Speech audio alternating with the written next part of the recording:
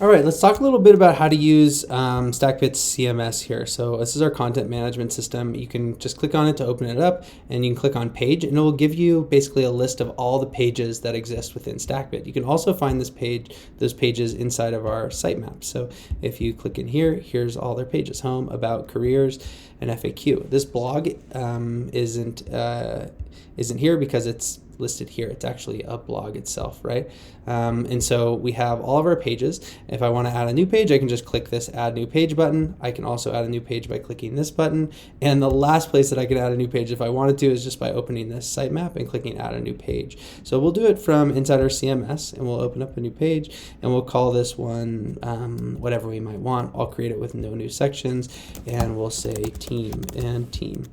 And we'll click on create a new page, and boom, now we have this new page. If I want to, I can see the preview of this new page by clicking on that, and now this new page is totally editable, and I can start to add in sections, right? So I'll come in here and we'll click on featured people, and boom, we'll add in a section with our team. And so from here, there it is, right? So from here we have this new page, which is available here, and that's how we can kind of navigate some of the pages within the CMS. The other thing we can navigate here, which is really helpful, is when you have a lot of different posts, blog posts. So in here we give you 12 out of the box. It really can kind of show you the different ways that all these work and come together. If I click on top 20 ways to save work and I want to see the preview, I can click on this see preview, and here it is.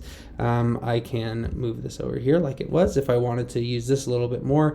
One of the things that I'll do, ways that I'll use this, is if I really need to do like a bunch of quick changes to a lot of posts, I can come in here and go one by one by one and make a quick, like, okay, I want to add an exclamation mark to the title of each of these, right? Now the title of each of these has a exclamation mark, and I didn't have to navigate visually. Like sometimes this can be a lot faster. So we have all our posts here. Obviously you can go field by field in here and see where they map. So again, like date is up there, here's the title, author is right there, and we're on top 20 ways, so we can come down here and see it's Diane, right? If I wanted to swap out the author, I can just click on this author component itself. And well, actually, if I wanted to swap out the author with a different existing author, what I would do, so right now if I needed to change Diane's name here, this would change Diane across all the different posts. Meaning if I changed it to Steve, this wouldn't just change this one place. This would change every place where we have a reference to Diane. So to change it to someone named Steve, what we would do is we would actually remove this reference, right? Because this is a reference to the author of Diane. And we would create a new one called Steve. So I can create a new one. And once it creates here, it'll ask for the name. And we'll say Steve Mack, and we can give them whatever role, name whatever CTO, bio, and then give them a photo, etc. And now we can see that this one is Steve.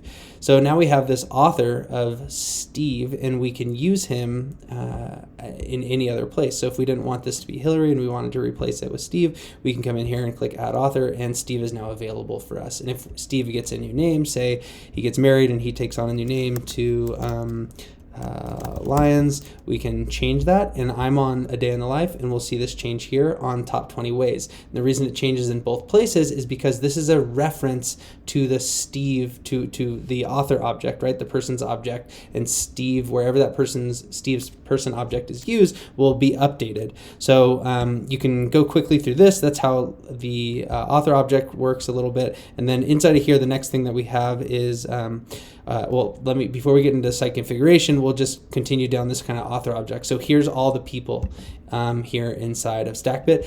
What's cool is all these references, like how we just saw how this is a reference that you can change in one place and it will change everywhere across all the sites. You can make as many of these as you want within the code. So if you wanted to add in more references, that will be helpful for you, so that you don't, if you make the update in one place, it will update everywhere that reference is used. You can make as many of these collections and references as you might want by doing that in the code, which is incredibly helpful for when you are a content author on a website. So the last part of the CMS is the site configuration. This basically is the header and the footer, right? The bottom and tops of the page. So if I want to here, I can open up this, and I wonder what happens if I click see preview. Oh, cool. So it highlights the section itself, the header itself, right? So if I wanted to turn off the title, I can click off, and this will remove that starter. I kind of like it, so we'll leave it there. If I want to move the links around, I wonder if I can, it's hard to see the links, but if I click here, I guess it will be better. If I want to move FAQ above careers, now I've done that, and we'll see when I click on it. Now FAQ is above careers. Same thing, if I wanted to create another button, I can do that there, and I can set the arrangement if I want to change kind of like the logo to be on a different part of the page. I can change that, so let's say logo centered, and this is because we're in mobile view, but now we have the logo centered, right? So this is kind of cool. And now we can come back in. I can also get to that same location by clicking here. But again, we got to that through the CMS here in site configuration, click site configuration, and then starter. And then we have all the styles that we just went through. If I wanted to change the header to be black, boom, now the header's black. Same thing if I go back to site configuration and click into the footer.